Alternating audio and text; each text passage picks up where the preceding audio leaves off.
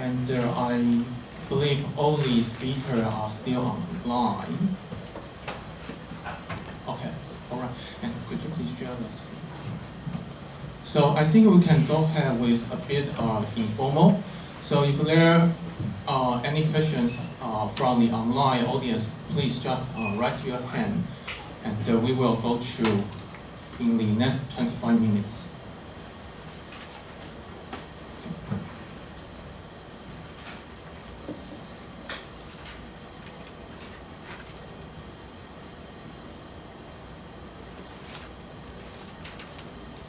And just 1 second, we want to share our slides first.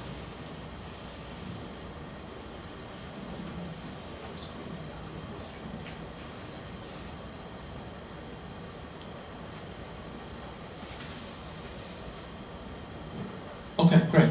So I just quickly wrap up the summary of each talk in this morning. And for the discussion, I think we can go in two directions. The first one is we can have some follow-up questions on the recent FRB key results. And the second part will be the strategies for the FRB counterpart searches, like the X-ray, gamma ray, or optical. Yeah, so I think we can go ahead with the first one, the key result of the recent FRB optimization. So are there any remaining questions to the speakers that we haven't covered yet? Anyone? I'm not sure if the Dr. Kumar program is online now. So I have a question to your talk. So why ban follow-up observations for repeaters? Thank you very much, Yusha. So if I remember, the wide frequency coverage of your instrument is really the good advantage of observations. So then I have a very small question. So as long as I look at your dynamic spectrum, so detected FRBs are mostly around 1 gigahertz, if I remember. Did you detect higher frequency FRBs during your observation? Say 3 gigahertz. No. So in all the bursts that we detected, we don't find any emission above 1.8 gigahertz. So there is no emission above in the range of 2 gigahertz to 4 gigahertz. And yeah. Okay, thank you very much. I think that's a good, very useful information for us to try to identify the future direction. Say, if number of FRBs is less in higher frequency, then we may really want to go to the lower frequency, for example. So you spend probably more than 100 hours for that FRB observations, if I remember. So I think that's very important information for us to decide future observations. So thank you very much. Yeah. And I have a question to you. So in your initial paper of the narrowband, you show the delta nu over nu, and did you have some statistical result for other repeater in terms of the delta nu over nu distribution? No, like with Parks and UWL, we have only like detected bursts from this source 180301, and then in the past we have detected some around 5 bursts from 2011-248 and 1 burst from 1907-11. So in terms of a statistical or a distribution, we don't have for such a distribution for other repeating bursts. So here I am like presenting for the first time a distribution of delta nu by nu. Cool, thank you. Any questions? Oh yes. There's one raised hand by Sarah. Is that correct? Yes, so this is Clancy James here, but we've got a bunch of people from Curtin University in the one room watching this. So first, thank you very much to the organisers for allowing us to watch this remotely. I was going to comment on the previous questioner with the comment about the rate of FRBs as a function of frequency. So I think we have to be a bit careful about drawing conclusions from one individual FRB. So the classic case being that Chime doesn't see that many bursts from 12.11.02, but at L-band it's going completely nuts. So it could be that there's some weird property of this particular one that's frequency dependent. Having said that, I do think it's, there are studies now that show that there are more FRBs at lower frequencies.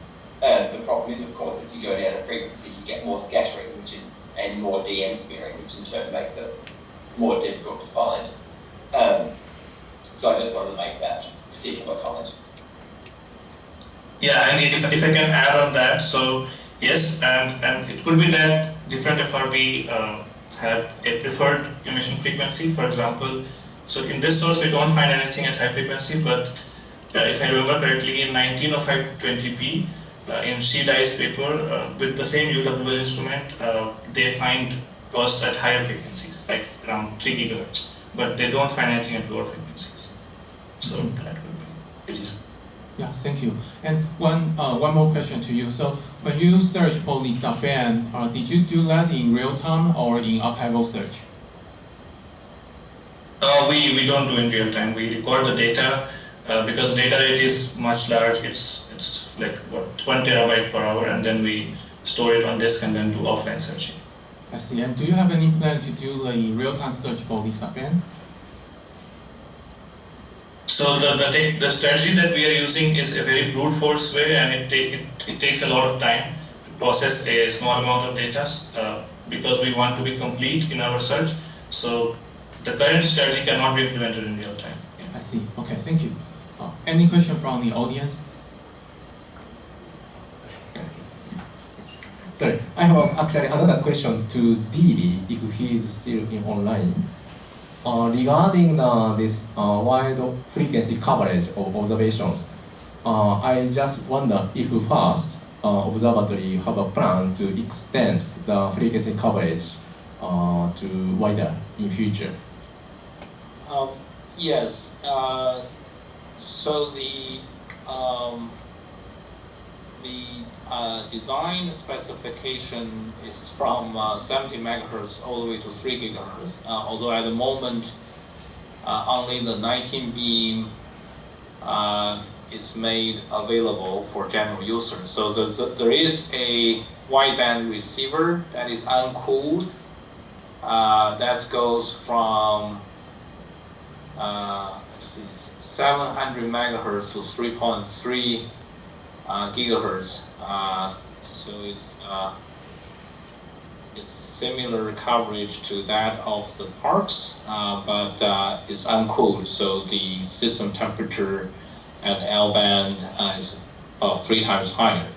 That one is still being commissioned, and it should be made available within a year. And there are various other development plans, but that one is probably the most immediately relevant. Okay, thank you. Okay, Satoru, please. I have a question to Daichi. Thank you for great talk. But because the talk was quite short, so I have a follow-up question of your last result. Are you there? Okay, thank you.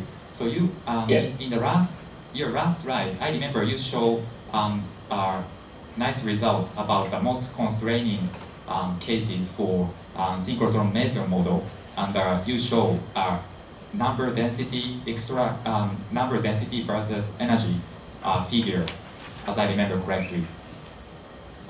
Yes. Yeah, there I think 9 or 8 or 9 example, and what is the maybe you can't share right now, but which one is the most kind of tightest constraint for this observation, and why you get such a tightest constraint? Could you explain it? Yes. So I think the tightest constraints come from the FRB 2022-0912A. And then also the galactic, SGR 1935 plus 2154. So for the galactic one, I think there are two really high energy bursts observing the radio, and then there is one simultaneous optical observations during that, and then that provides the constraint, that provides the tightest constraints for that particular FRB for the synchrotron maser model. And then for FRB 2022-0912A, our observations, our simultaneous observations using Kepler-Cam on 1.2 meter telescopes, and then also Binospec on a 6.5 meter telescope provided the tightest constraints for the synchrotron maser models. So in this case, can you say still this model is kind of marginally consistent with this kind of limit? Yeah. So I should also mention that, so this, as you mentioned, this depends on the external density and then the flare energy. And then for the external density, we are assuming a constant density distribution. So it's like a shell of material shocked by that, this flare. And so if that's the case, so that case is unlikely for this FRB because, we have ruled out most of the parameter space estimated by the FRB if we assume that, constant density. But if the density distribution is more like wind-like, out to -2 or something like that, the optical constraints are kind of shallower. So in that case, I think the model parameter space are still fine. So I think this really this also depends on what kind of density distribution we assume, and then how we can actually constrain this density distribution. I see, makes sense. Maybe for repeater case, maybe we expect naively expect kind of wind-like density profile because of the previous flare. So you mean still it's consistent with this limit? Okay. So yeah, it really depends on the assumption. Yes. Okay. So if it's if it's a repeater, it's that if the burst is happening let's say 100 bursts per hour or something like that, the shell at burst might still be feasible. Okay. So this really depends on mass ejection process that actually creates this shock interaction. Okay. Thanks for clarification. Nice. Thank you. Yeah. Thanks for your question. Any? I have a related question to Hiramatsu-san. So your optical to radio ratio is going up very deep, 10 to -6 or something like that. So I was wondering, how does it compare to what SED that Nino-san was showing? I think he was showing 10 to the -1 or -2, somewhere around there. So by going 10 to -6, can you constrain these models? So I guess you're reaching some examples, the Cloud Nebula or Bell Pulsar that Nino-san was showing. So can you say something about these, or is the time scale really too different to compare these? Yeah, so I think the plot Nino-san showed is actually if I remember correctly, that's the specific flux limit. So that's the flux limit times the frequency of the observed band. So if we compare this from optical to radio, optical is about 10 to 15 hertz, and then the radio observation is 9 hertz. So there's a factor of 10 to 5 or 6. So if you multiply those numbers to our flux limits, then those limits should be comparable to what Nino-san showed. Oh, okay. So I have a question to you. So, like you said, and also you Nino also mentioned, there seems like a lot of efforts to do the optical follow-up for the FRBs, but currently we don't get lucky yet. So do you have any suggestion that how can we move forward together in terms of the radio and the optical follow-up? Yeah, so I really wanted to discuss that topic as well. And then I think, one thing we can do is to do more coordinate observations with radio and other bands, like optical X-rays or whatever other multi-wavelengths, follow-ups, not the follow-up, the simultaneous monitoring of the same field with the radio facilities and then no radio facilities. So I think one way forward is to make maybe making the observing windows public so that we can look at the same part of the sky at the same time with an optical telescope or any other telescopes in the other wavelengths. Or maybe you can make public alerts, public radio burst detection alerts, which contains information about the arrival times at least, and then also if it's possible having flags and fluence information would be really great, because what we want to target is really high flux or high fluence burst, so that our optical limits are going to provide tighter constraints on the models. Wait, please go ahead.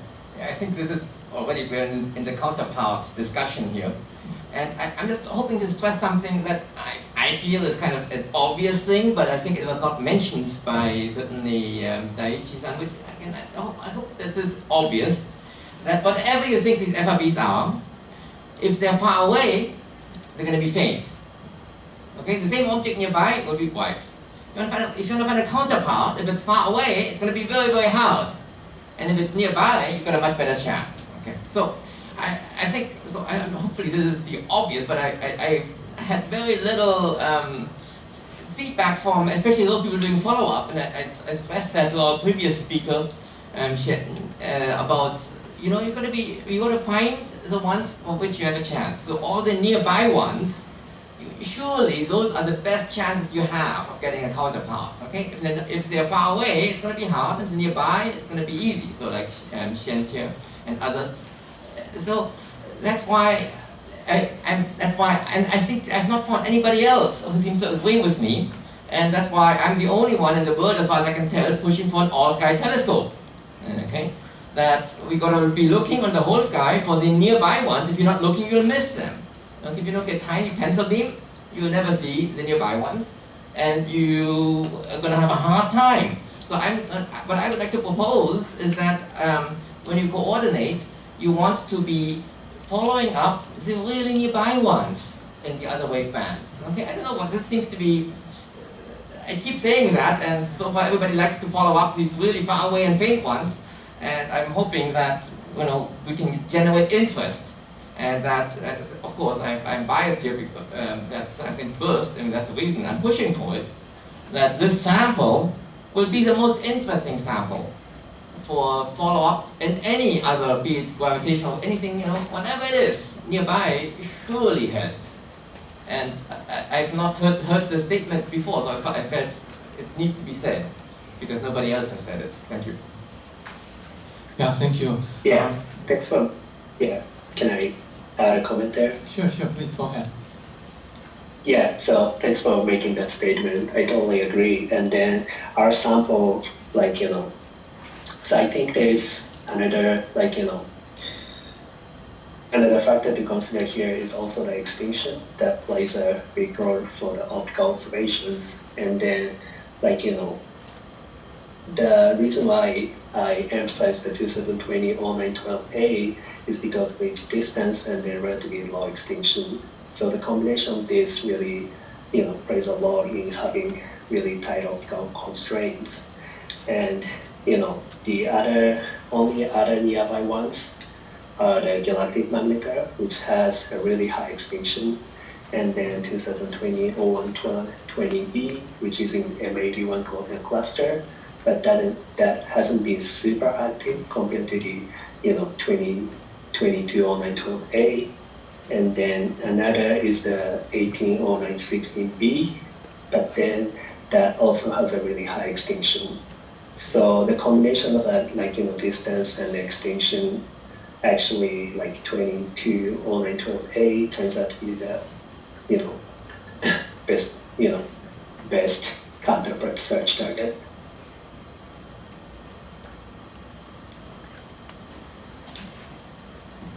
We have another online question from Sira. Yes, so Clancy James here again. I wanted to completely agree with Wei-Li's comment earlier about the main motivation for doing all-sky monitoring of dry FRBs is to get the close ones to enable morning wavelength follow-up. Yeah, it's super important, but I do want to say that Liam Connor is pursuing the G-Rex project to put some small detectors around the globe. And here, Wei-Li, we're looking into taking a phased array feed, so we're going to get maybe a cryogenic phased array feed, a large path, put it on the ground, and just instead of putting it at the focus of a dish, and use that to monitor the sky. So that's something that I know that both Ronica's and Rayla have looked into. So yes, completely agree with you. Thanks for saying that. Great. Yeah, so in the first section tomorrow morning, we will talk more about the all-sky FRB survey, and we can have more discussion later. Yeah. Thank you very much for all the comments. I have also another question, maybe especially to the follow-up people. I mean, people who are conducting the follow-up observations. So I think the repeating FRBs, I think it's doable because we can really identify the location on sky, and then you can really do the follow-up observation later because we know the location of that source on sky. So repeating FRBs, probably we can really do the simultaneous observations. But the problem is, I think, for one-off events, so at the time of the detection, so we can know the location if we can do really interferometric observations for FRBs, but simultaneous observation might be really hard for one-off FRBs because we don't know where they happen on sky. So therefore, even though we can detect nearby FRBs, I wonder how can we do follow-up observations for one-off events. So therefore, I just wonder if people has good strategy for this. I mean, if I may just make a quick comment, I think that's only a problem in the optical, okay? Because we just heard in the X-rays it's 2 pi steradians, in the gravitational waves it's 4 pi steradians. So I think it's only a small problem. It's only a small problem. I think for all the other ones, you just want a lot of sky. I understand. But maybe I can ask the optical observation. Sorry. I understand.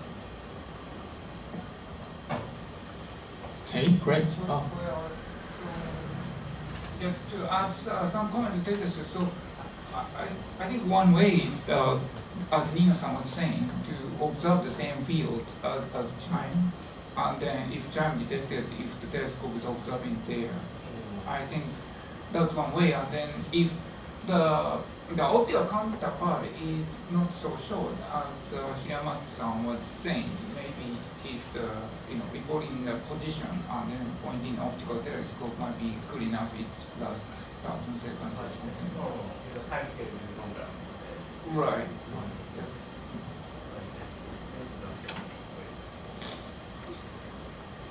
So this is something to second Texas-san. Currently in the LIGO Virgo collaboration, a lot of low latency stuff are going on for electromagnetic follow-up observations. So is there a possibility that these things can be implemented for the FRBs? Because in that case, like for example, if you have a very quick GRB, then the telescopes can be easily pointed in that direction of the sky, and not only for the not only for the electromagnetic follow-up observations, but also for very quick sky localizations in low latency is currently what LIGO Virgo Kagura is also focusing on a lot here.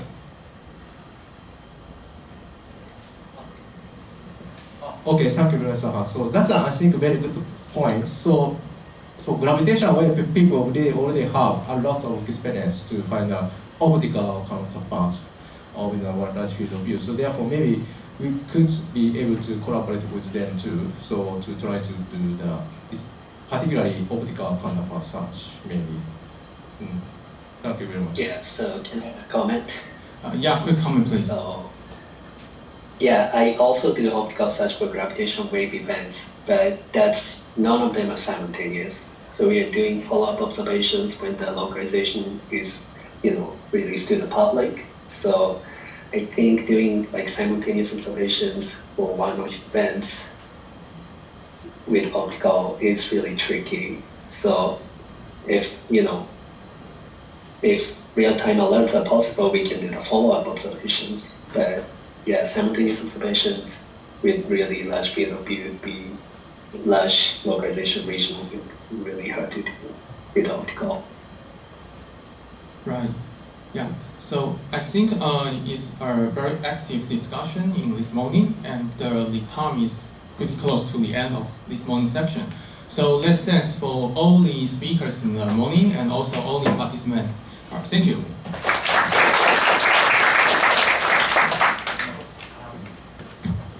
I have a quick announcement. So we finish now, and we have after lunch we start from the 2 p.m. Taiwan time. Before 2 p.m., maybe our speaker in the afternoon session, either on-site or online, can test our connection. So you can freely join and just talk to me. Yeah, thank you so much.